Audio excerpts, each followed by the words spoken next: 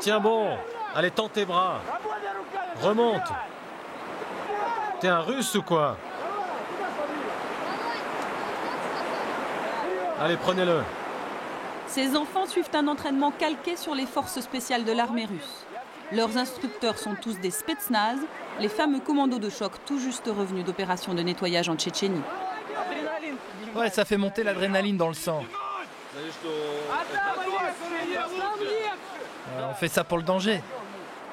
Au nom du retour de la Grande Russie, ces enfants vivent chaque été un mois d'enfer.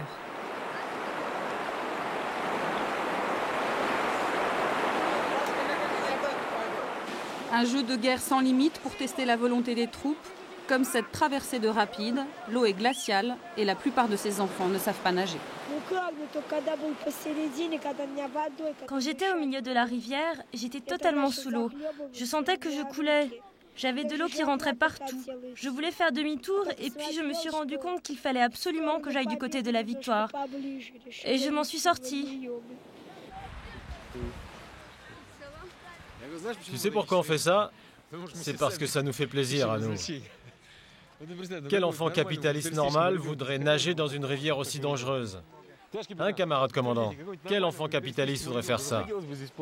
Aucun. À moins que ce soit pour de l'argent. Et nous, on serait millionnaires alors. À 300 km de Moscou, Cascade, le plus grand camp paramilitaire pour enfants en Russie, un camp d'élite où les places sont rares. Ces 200 enfants ont été sélectionnés après un an d'épreuve. Seuls les meilleurs patriotes sont restés. Âgés de 6 à 15 ans, ils sont tous là pour un mois au cours duquel rien ne leur sera épargné. Des vacances d'été qui ont des allures d'autrefois, celles de la grande époque des pionniers soviétiques. Les uniformes trop grands et les armes viennent directement des stocks réformés de l'armée rouge, offerts par le ministère de la Défense et même par l'ancien KGB. Cascade est aux mains d'anciens paras d'Afghanistan et de Tchétchénie, des nostalgiques de l'armée rouge, bien décidés à restaurer l'honneur perdu de la Russie et de son armée en haillons. Commandant de section, les troupes sont à votre disposition. Les hommes de Cascade dirigent ces enfants comme une armée. Dans les rangs, vous devez avoir les bras serrés, le long du corps. C'est clair? Oui, camarade instructeur. Depuis que Vladimir Poutine est au pouvoir, les financements de l'organisation ont doublé. Et le camp d'élite fait des émules. À travers la Russie, plusieurs centaines de camps militaires pour enfants ont ouvert en 2 ans, encouragés par la nouvelle politique d'État.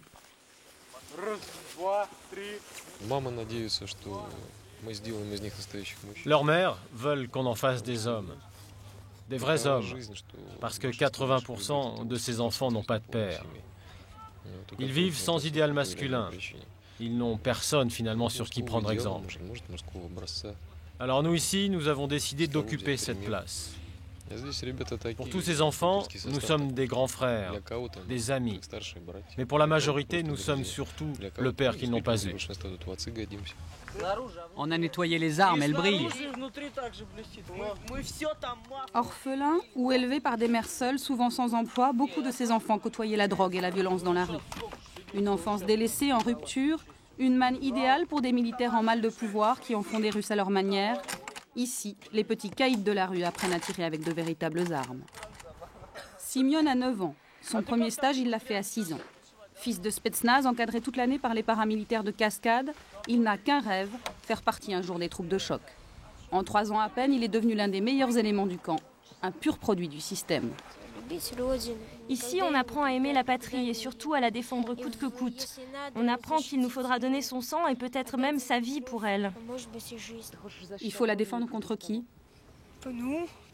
Contre tous ceux qui lui veulent du mal, ceux qui veulent lui porter atteinte, ceux qui veulent nuire au peuple russe, à la population russe.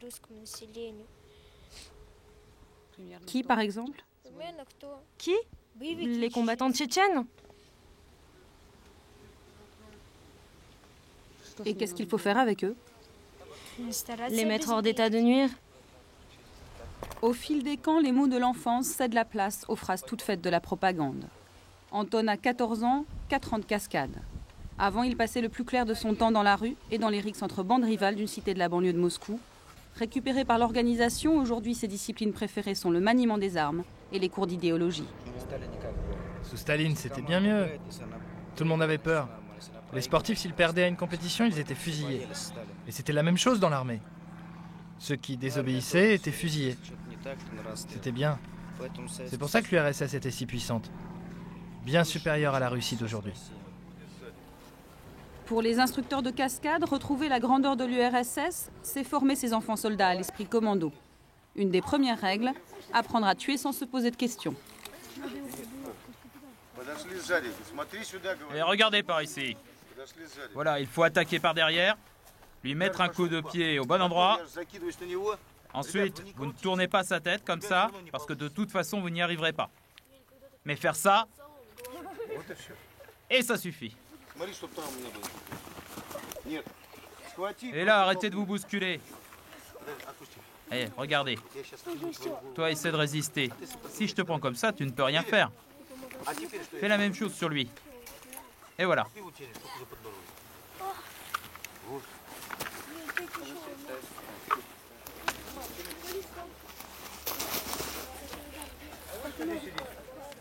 Et vous, là, vous n'avez rien à faire? Si, ranger le territoire. Allez, allez-y. Il est où votre territoire? Allez au boulot. Cette petite bande, ce sont les rebelles du camp. Ils n'avaient pas demandé à passer leurs vacances à Cascade. Gamins des rues ou cas sociaux, ils sont venus de Sibérie envoyés de force par la mairie de leur ville. Ça te plaît ici? Non. Pourquoi? Nous, on ne fait que ramasser leurs poubelles. C'est ça, on est des ramasseurs de merde. Moi, je veux rentrer à la maison. La première chose que je ferai, je me laverai, je mangerai et je retournerai dans la rue m'amuser. Vivement la fin.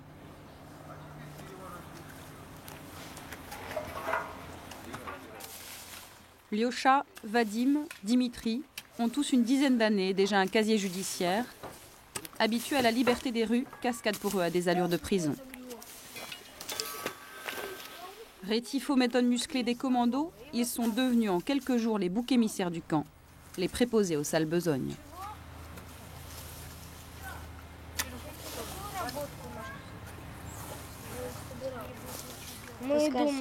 Moi, je pensais pas qu'être soldat, ça voulait dire être femme de ménage. Ouais, on fait que porter des planches. C'est du bois, c'est dur.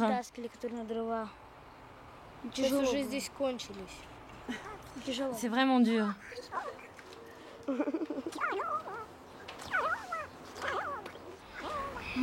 En nous envoyant ici, on nous avait promis qu'on irait au parc d'attractions Gorky, au McDonald's. Et alors? On est allé nulle part. On n'a eu qu'une excursion dans un monastère d'hommes en plus. Debout les troupes! Allez dehors!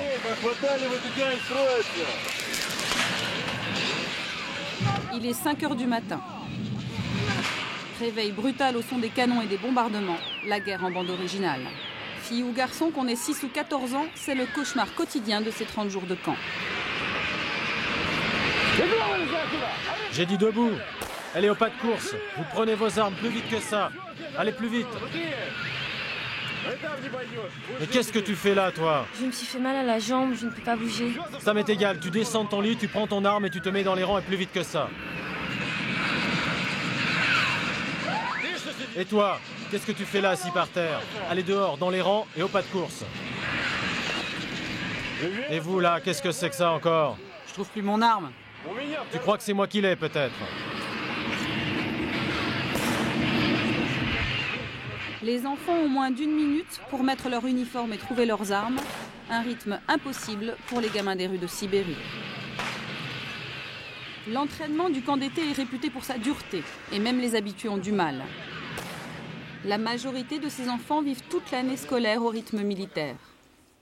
3 fois par semaine à la sortie de l'école et tous les week-ends, ils sont pris en charge par les mercenaires de Cascade. Ils apprennent le tir à balles réelles à la Kalachnikov et le maniement des grenades et des mines. Et complètent le tout par des cours d'idéologie, un efficace lavage de cerveau. Seuls 2 enfants sur 10 arrivent au bout des 6 ans de formation du camp d'élite. Il est où? Qu'est-ce que c'est que cette histoire? Il est où ton chargeur? Il s'est cassé. Pourquoi il est cassé? Je sais pas. Je sais pas. On ne vous a toujours pas appris à tenir correctement votre arme? Toi à la cantine. Toi aussi. Et toi aussi. Pour les retardataires, pas de petit déjeuner. Ils devront courir plus de 40 km dans la journée le ventre vide. Le réfectoire est sous étroite surveillance. Pas question de parler ni de rire. Les enfants ont 10 minutes pour avaler leur ration. Et le régime est le même que dans l'armée russe. Un bol de pâtes ou de bouillie de semoule, 3 fois par jour.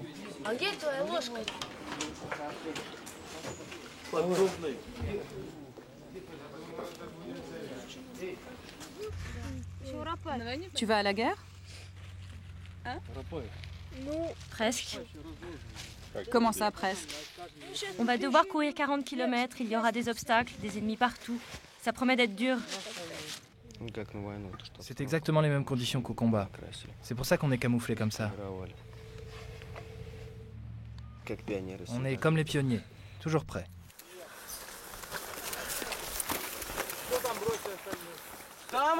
Tout le monde est là? Tout le monde est vivant?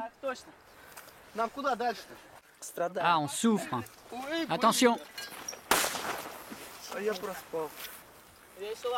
Maintenant, on va attaquer le pont. Allez, on y va. Anton mène les troupes.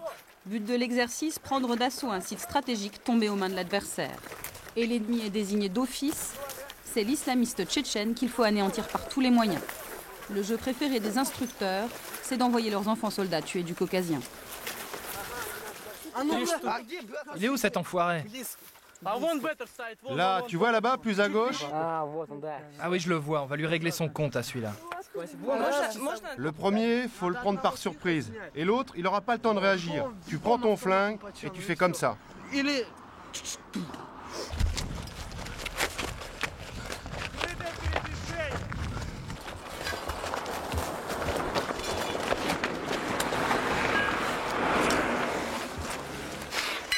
Ils ont à peine 14 ans et on leur a déjà appris à tuer. Les gestes sont précis, ce sont ceux des vrais mercenaires. Dans le rôle du méchant à abattre, les mauvais éléments du contingent, jugés trop rebelles, les petits de Sibérie ont été désignés d'office.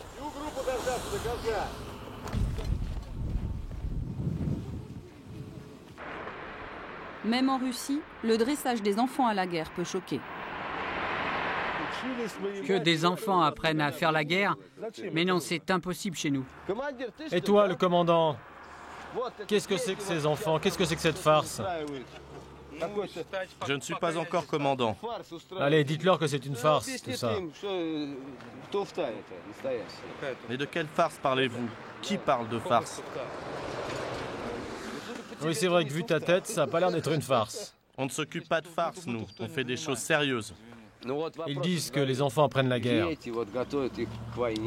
Pas la guerre, on les forme pour l'armée. Allez, passe, fais voir. Ah oui, mais c'est pas des bêtises. Ça a l'air sérieux tout ça. Garde à vous. Parallèlement au jeu de guerre, le but de Cascade est aussi d'inculquer la soumission. Et pour tester l'obéissance des troupes, tous les moyens sont bons. Ces derniers temps, vous n'en faites qu'à votre tête. Certains dorment trop longtemps. D'autres ne sont jamais dans les rangs quand il le faut. D'autres encore font des escapades dans les magasins du village voisin. C'est n'importe quoi. Alors maintenant, vous allez me couper l'herbe de ce terrain. Toute l'herbe. Pour que je ne vois plus rien dépasser de plus de 3 cm. Compris? Pourquoi je ne vois pas de visage heureux? Allez les gars, souriez. Le rythme, c'est 20 mètres par heure. C'est idiot leur truc. Il n'y a que des débiles qui peuvent inventer des punitions pareilles. Des débiles. Bon, t'as 1h30 pour creuser une fosse. 1 mètre de large et 1,70 m de longueur. Pour casser les plus rebelles, les instructeurs emploient tout le registre des punitions militaires, comme le port du masque à gaz toute la journée par 30 degrés à l'ombre. Asphyxie garantie. Notre but, c'est de former des citoyens normaux, sains d'esprit. Ces enfants ne seront pas tous des officiers, des défenseurs de la patrie, mais ils seront de vrais citoyens russes. On fait ça pour le futur de notre nation, et l'État aujourd'hui nous soutient, parce que nous avons un but commun avec le nouveau pouvoir, celui de donner la renaissance à des gens normaux. Nous en avons assez des dépravés qui ne font que regarder MTV, mâcher du chewing-gum, faire du skateboard ou fumer de la marijuana. J'ai rien fait, j'en ai marre. J'arrête.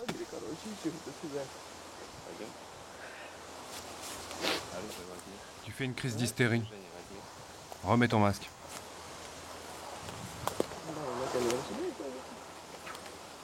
Remets ta casquette et suis-moi.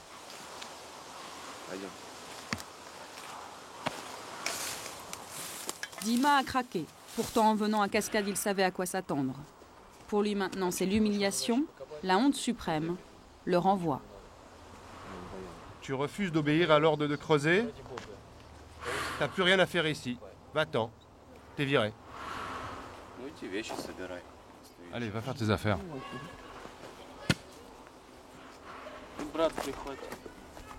Pourquoi il a été puni? Qu'est-ce qu'il a fait?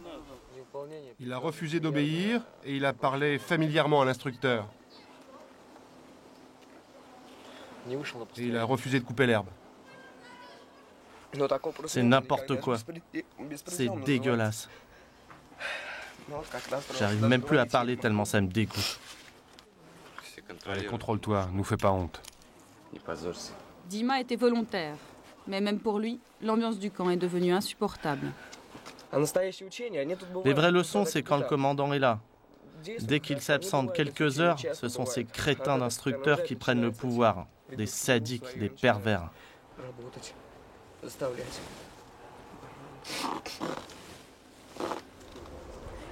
Свистовский, plus vite, Свистовский. La perversion des instructeurs par effet de mimétisme se répercute rapidement chez les plus jeunes. Plus vite, j'ai dit. Plus vite, allez, mets tes chaussettes. Les petits soldats se transforment peu à peu en chiens de guerre. Ces bizutages humiliants qui éliminent les plus faibles se font sous l'œil bienveillant des gradés.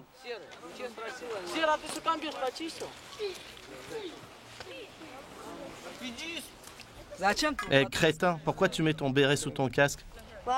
T'es trop nul, dégage. Allez, au pas de course.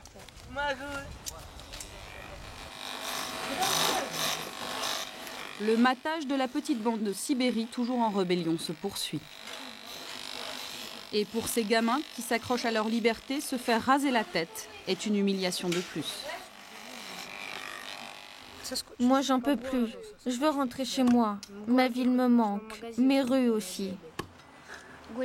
Ouais, là-bas, au moins, on est libre. On mange quand on veut, on dort quand on veut. Ici, non, ici, c'est sévère. Ici, si tu voles, par exemple, ils te cassent le bras.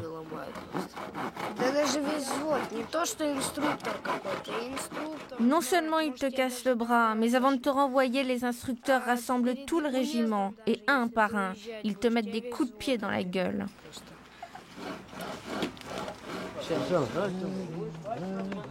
Au camp, c'est l'effervescence. Boris Galkin, ancien para d'Afghanistan passé au cinéma après la guerre, une sorte de Rambo des séries B en Russie, est venu galvaniser les troupes.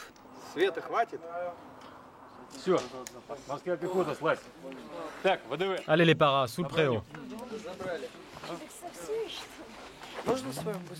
Le grand jour est arrivé.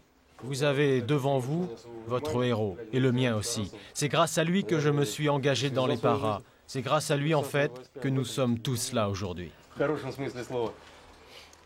La leçon du jour est entendue, la patrie et ceux qui lui veulent du mal. Je tiens à ce que vous sachiez que ce que fait notre armée en Tchétchénie ne tolère aucun doute. Il n'y a pas aujourd'hui un seul pays dans le monde qui ne souffre du terrorisme islamiste tchétchène. On ne peut pas négocier avec les bandits. Il faut les châtier comme il se doit. S'il y avait des négociations, ça serait une offense. Une honte pour la Russie.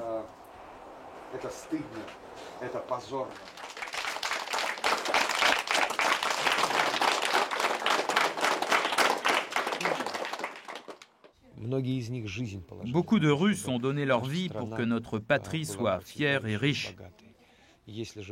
Si on ne peut pas défendre l'intégrité de la Russie avec notre énergie physique, mais aussi spirituelle, alors quelle sorte de citoyens sommes-nous? Il n'y a rien de dangereux dans le patriotisme. On essaie de faire passer ça pour quelque chose de négatif, du chauvinisme. Mais moi je vous le dis, le patriotisme c'est bien. Et l'endoctrinement de Cascade au fil des jours, inexorablement façonne les esprits. Les anciens gamins de la rue se découvrent un nouveau rêve, une mission. Moi ici, j'ai appris qu'il faudra qu'à l'avenir, je mette de l'ordre partout. Je mettrai de l'ordre dans ma vie, dans celle des autres. Je surveillerai tout le temps ce qui se passe. Je mettrai de l'ordre dans le pays. Moi, je me sens supérieure à tous les enfants de mon âge. Ils sont tous des dépravés. Sur 30 enfants dans ma classe, on n'est que 3 à pas fumer. Tous les autres, ils se droguent, boivent de l'alcool. Ce sont des bons à rien, des toxicomanes, des nuls.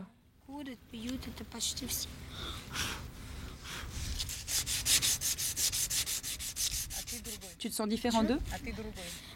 Oui, je les regarde comme des minables, des dépravés.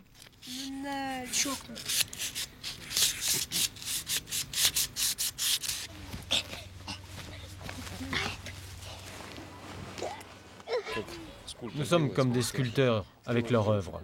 Si l'artiste est bon, l'œuvre sera réussie. Voilà ce que nous faisons ici, de belles œuvres. On façonne ces gamins, on remplit leur vide. On fait quelque chose de grand et je crois qu'on peut être fier du résultat.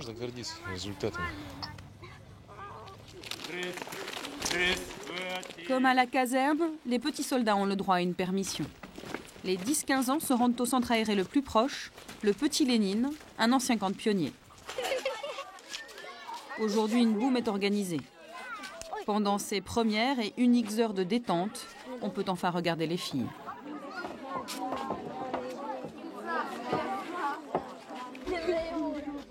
L'uniforme des fils de Cascade fascine les gamins des villages voisins.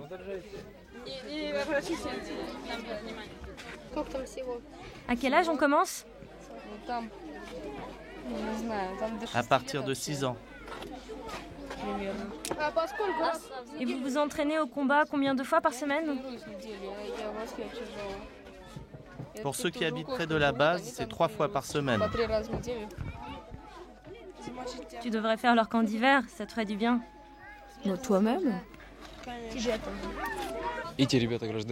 C'est bien de venir dans des endroits comme ça, que des civils voient à quoi on ressemble.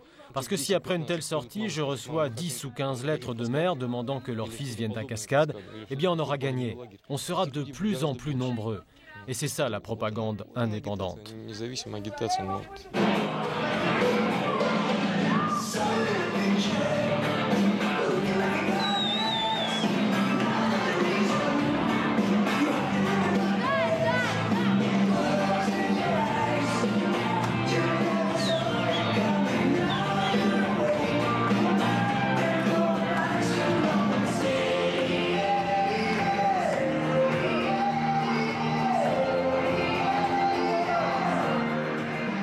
Sur la piste, civils et militaires fraternisent.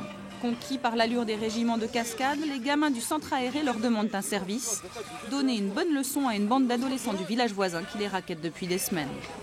Trop contents, les régiments de Cascade s'improvisent miliciens, ils s'arment de manches de pioche et partent à la chasse. Et pour cette opération très spéciale, interdiction de filmer. Quand ils nous ont vus arriver, ils ont pris peur. Et ils sont partis sans demander leur reste. On a appris qu'ils avaient des couteaux, alors nous aussi on a pris nos armes. Et voilà. Et les armes, c'était pour quoi faire? Pour rien, juste les intimider. On va leur régler leur compte. Qu'est-ce que t'as dit? On va les tabasser. C'est tout. À Moscou, au comité des mères de soldats, on s'inquiète face à la recrudescence des camps paramilitaires pour enfants, signe évident d'une militarisation de la société depuis l'arrivée de Poutine au pouvoir. Ici, on aide depuis des années les mères sans nouvelles de leurs fils en Tchétchénie et on lutte surtout contre la Diedovchina, le sinistre bizutage de l'armée russe qui fait des milliers de victimes par an. On est catégoriquement contre le fait que des enfants soient d'une manière ou d'une autre embrigadés dans un système militaire. C'est interdit par les lois internationales, c'est contre les droits de l'homme. Les enfants doivent avoir une enfance normale. Ils ne doivent pas, dès l'enfance, apprendre que quelqu'un est un ennemi et que l'on ne peut défendre la patrie qu'avec une arme. C'est très dangereux. On va lutter de toutes nos forces pour que ça s'arrête. Non seulement c'est un retour en arrière, mais surtout ça signifie qu'on prive le pays de son futur. Apprendre la cruauté à des enfants, les éduquer à la guerre, ça veut dire que la Russie n'aura pas d'avenir. Repos. Tous ceux que je vois devant moi aujourd'hui peuvent se considérer comme de vrais soldats parce qu'ils ont su donner tout ce qu'ils pouvaient au service.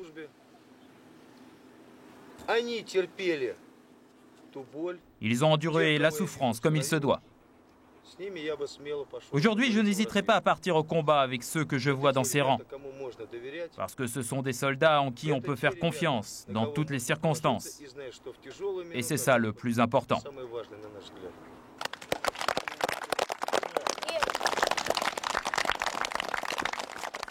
Alors, chef, tu l'as attendu longtemps, ta médaille? Oui. Je te félicite. Je sers la patrie. Ces vacances particulières sont terminées. Comme après toute campagne militaire, vient l'heure de l'incontournable remise des médailles.